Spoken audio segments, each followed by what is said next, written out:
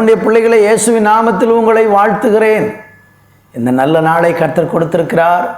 இந்த நாளிலே நாம் தேவனை பாடி துதிக்க போகிறோம். சேர்ந்து பாடலாமா? ஆசீர்வதிக்கும் தேவன் நம்மை ஆசீர்வதிப்பாரே. ஆசீர்வதிக்கும் தேவன் நம்மை ஆசீர்வதிப்பாரே. துதி ஸ்தோத்திரம் இயேசுநாதா, துதி உமக்கே என்றுமே. துதி ஸ்தோத்திரம் இயேசுநாதா, துதி உமக்கே என்றுமே. ஆசீர்வதிக்கும் தேவன் நம்மை ஆசீர்வதிப்பாரே.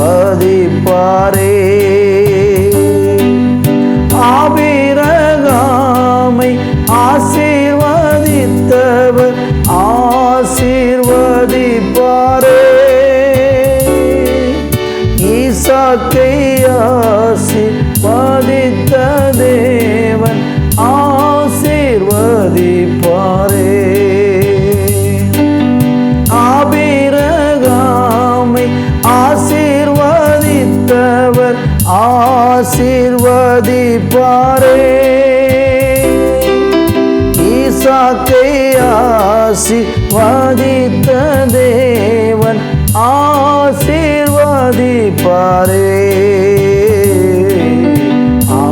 ஆசீர்வதிக்கும் தேவன் நம்மை ஆசீர்வதிப்பாரே.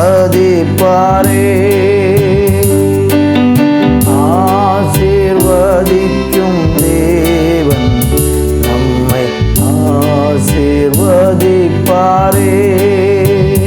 ஸ்துதி ஸ்தோத்திரம் இயேசுநாதா, துதி உமக்கே என்றுமே. துதி ஸ்தோத்திரம் இயேசுநாதா, துதி உமக்கே என்றுமே. ஆசீர்வதிக்கும் தேவன் உன்னை ஆசீர்வதிப்பாரே.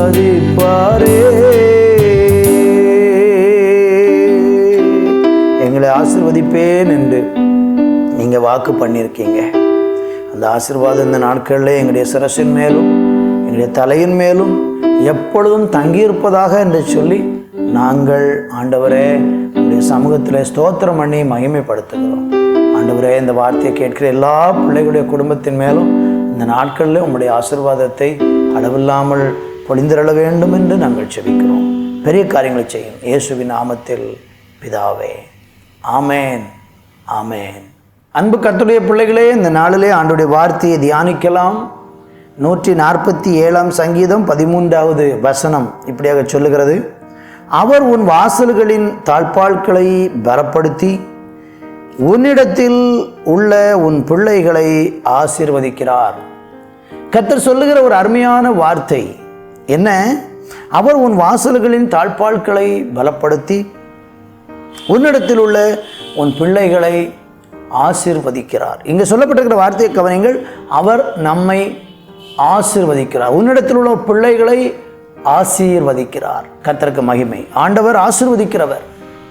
அவர் நமக்கு ஆசீர்வாதத்தை தர வாஞ்சிக்கிற தேவனாக இருக்கிறார். கர்த்தருக்கு ஸ்தோத்திரம். நீங்கள் எண்ணாம புஸ்தகத்தை படித்து பார்க்கும் பொழுது வேதம் சொல்லுகிறது, இஸ்ரவேலை ஆசீர்வதிப்பது தேவனுக்கு பிரியம். தேவனுக்கு பிரியம். கர்த்தருடைய பிள்ளைகள் இந்த பூமியிலே ஆசீர்வதிக்கப்பட்டிருப்பார்கள். ஆவிக்குரிய பிரகாரமாக ஆசீர்வதிக்கப்பட்டிருப்பார்கள். ஸ்தோத்திரம். சரீர பிரகாரமாக ஆசீர்வதிக்கப்பட்டிருப்பார்கள். கர்த்தருடைய பிள்ளைகள் மேல் ஒரு ஆசீர்வாதம் எப்பொழுதுமே தங்கியிருக்கும் என்றுதான் கர்த்தருடைய வேதம் சொல்லுகிறது. ஆண்டவர் இஸ்ரவேல் ஜனங்களை பிலேயாம் சபிக்கும்படியாக வந்தபோது அவன் சொல்லுகிறான், நான் ஆசீர்வதிப்பதற்காகவே கட்டளை பெற்றிருக்கிறேன் அப்படிங்கிறான். இன்னும் ஆண்டவர் சொல்றாரு, உன்னை சபிக்கிறவர்களை நான் சபிப்பேன் அப்படிங்கிறார். உன்னை ஆசீர்வதிக்கிறவர்களை நான் ஆசீர்வதிப்பேன் என்று ஆண்டவர் ஆதியாகம புஸ்தகத்தில், ஆமென் ஸ்தோத்திரம், ஆபிரகாமுக்கு தேவன் வாக்கு பண்றார். நீ எப்படி ஆசீர்வாதமாக இருப்பாயாம், அங்கே சொல்லப்பட்டிருக்கிறது 12ஆம் அதிகாரம் 3வது வசனத்தில், உன்னை ஆசீர்வதிக்கிறவர்களை ஆசீர்வதிப்பேன், உன்னை சபிக்கிறவர்களை சபிப்பேன், பூமியில் உள்ள வம்சங்கள் எல்லாம் உனக்குள் ஆசீர்வதிக்கப்படும். கர்த்தருடைய பிள்ளைகள் ஆசீர்வாதம் பெறுவதற்கு தகுதியானவங்க. அப்படி சொல்லிட்டு ஆண்டவர் சொல்றாரு, உன்னை யாராவது சபிச்சான் ஆசீர்வதிச்சாம்னா அவன் ஆசீர்வதிக்கப்படுவான், உன்னை யாராவது சபிச்சிட்டான்னா அவனை நான் சும்மா விட மாட்டேன். உன்னை ஆசீர்வதிக்கிறவங்க ஆசீர்வாதமாக இருப்பாங்க. அதான் சில மனுஷர்களை பாருங்கள், நீங்கள் தேவையில்லாமல் ஒரு ஆளை போய் திடீரென்று நியாயம் தீர்க்கவோ, திடீரென்று ஒரு மனுஷனுக்கு விரோதமாக, ஒரு தேவ மனுஷனுக்கு விரோதமாக கையை நீட்டவோ, அல்லது தேவ பிள்ளைகளுக்கு விரோதமாக நீங்கள் பேசவோ செஞ்சால், அப்படி நீங்கள் அவங்கள சபிக்கிறவங்களாகவோ அல்லது அவங்களுக்கு தீமை செய்கிறவங்களாக இருந்தால் அந்த மனுஷனுடைய வாழ்க்கையில் தேவ கோபம் அவங்க மேலே வந்துடும்.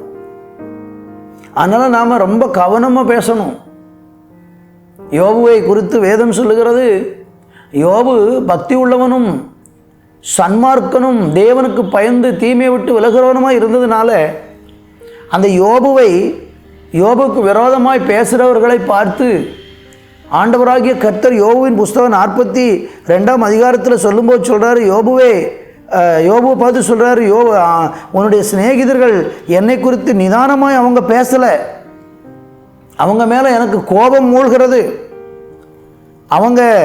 நீ என்னை குறித்து நிதானமாக பேசின, ஆனால் அவங்க நிதானமாக பேசலைன்னு சொல்லி அந்த சிநேகிதர்களிடத்தில் ஸ்தோத்திரம் போய் சொல்கிறாரு, நீங்கள் போய் 7 காளைகளையும் 7 ஆட்டுக்கடாக்களையும் தெரிந்து கொண்டு யோபுவினிடத்தில் போய் உங்களுக்காக சர்வாங்க தகன பலிகளை இடுங்கள் அப்படின்னு சொல்லி அந்த சிநேகிதர்களுக்கு ஆண்டவர் சொல்கிறார். ஏனென்றால் இவங்க நிறைய வாயை திறந்து ஆசீர்வதிக்கப்பட்ட ஒரு மனுஷனை சபிச்சிருக்காங்க, அவனை ரொம்ப காயப்படுத்தி இருக்காங்க, வார்த்தைகளினால் பயங்கரமாக அவனுடைய இருதயத்தை காயப்படுத்தி வேதனைப்படுத்தி துக்கப்படுத்தி இருக்கிறாங்க. அப்படி செய்யும்போது நான் அவன் முகத்தை பார்த்து உங்களையும் உங்கள் புத்தியினத்துக்கு தக்கதாக நடத்தாதிருப்பேன் அப்படிங்கிறார். என் அன்பு தேவனுடைய பிள்ளைகளே, அதனால் நீங்கள் யாரையுமே சீக்கிரமாக நியாயம் தீர்க்காதீங்க, சபிச்சிடாதீங்க. சில மனுஷர்கள் உங்களுக்கு ஏதோ ஒரு விதத்தில் அவங்கள தவறாக புரிந்து கொண்டு யாரோ சொல்கிற சில வார்த்தைகளை கேட்டுட்டு நல்ல தேவ மனுஷனை நீங்கள் சபிச்சிடாதீங்க. கர்த்தருக்கு மகிமை உண்டாகட்டும். வேதம் சொல்லுகிறது, கர்த்தருடைய பிள்ளைகள் ஆசீர்வதிக்கப்படுவதற்காக தெரிந்து கொள்ளப்பட்டவர்கள். எபேசியர் 1ஆம் அதிகாரம் 3ஆம் வசனத்தில் சொல்லப்பட்டிருக்கு, அவர் உன்னதங்களில் ஆவிக்குரிய சகல ஆசீர்வாதங்களினாலும் நம்மை ஆசீர்வதித்திருக்கிறார். அதனால் நாம் வார்த்தைகளை பயன்படுத்தி யாரையும் சபிக்கக்கூடாது. கர்த்தருக்கு மகிமை. வேதம் சொல்லுகிறது, ஒருவேளை நம்ம தேவனுடைய பிள்ளைகளாக இருக்கும்போது நம்மளை யாராவது சபித்தாலும் நீங்கள் என்ன செய்யாதீங்க, அவங்கள திரும்ப சபிக்காதீங்க, அவங்கள ஆசீர்வதிங்க. உங்களுக்கு தீமை செஞ்சால் அவங்களுக்கு திரும்ப நன்மை செய்யுங்க என்கிறது தான் ஆண்டவருடைய போதனையாக இருக்கிறது. ஏனென்றால் நம்ம திருப்பி அவங்களுக்கு செஞ்சால், உங்களை ஒருத்தன் சபிக்கும்போது நீங்கள் திரும்ப சபிச்சா அவன் சபிக்கப்பட்டுருவான். அதனால் தேவ பிள்ளைகளே, இந்த நாட்களிலே நாம் ஆசீர்வாதத்தை சுதந்திரிக்க அழைக்கப்பட்டிருக்கிறோம். அந்த ஆசீர்வாதங்களை நம்ம எப்படி சுதந்திரிப்பது என்றால் அறிக்கை செய்து சுதந்திரிக்கணும். என்னை தேவன் ஆசீர்வதிச்சிருக்கிறார், நான் தேவனுடைய ஆசீர்வாதத்தை பெற்றிருக்கிறேன், என் மேல் தேவனுடைய ஆசீர்வாதம் இருக்கிறது, என் பிள்ளைகள் மேல் கர்த்தருடைய ஆசீர்வாதம் இருக்கிறது, என் குடும்பத்தின் மேல் தேவ ஆசீர்வாதம் இருக்கிறது என்று சொல்லி நீங்கள் கர்த்தருடைய சமூகத்திலே ஆண்டவர் உங்களை ஆசீர்வதித்திருக்கிற அந்த ஆசீர்வாதத்தை அறிக்கை செய்து சுதந்திரத்துக் கொள்ளுங்க. கர்த்தர் இந்த நாட்களை நமக்கு ஆசீர்வாதமாய் தருவாராக. ஜெபிக்கலாம். அன்பு தகப்பனே, இந்த நாளுக்காய் நன்றி. நாங்கள் கர்த்தருடைய நாமத்தினாலே ஆசீர்வதிக்கப்பட்டவர்கள். ஆண்டவரே, எங்கள் மேலே உங்கள் ஆசீர்வாதம் இருக்கிறது, அதற்காய் நன்றி. நீ ஆசீர்வாதமாக இருப்பாய் என்று சொன்னீங்கள். அநேகருக்கு எங்களை இந்த நாட்களிலே ஆசீர்வாதமாய் வைப்பீராக. ஆசீர்வாதமே இல்லையே அப்படி சொல்லி ஏங்குகிற பிள்ளைகள் விசுவாசத்தோடு அறிக்கை செய்து தேவனுடைய ஆசீர்வாதத்தை சுதந்திரத்துக் கொள்ள கிருபை செய்யும். இயேசுவின் நாமத்தில் பிதாவே, ஆமேன், ஆமேன்.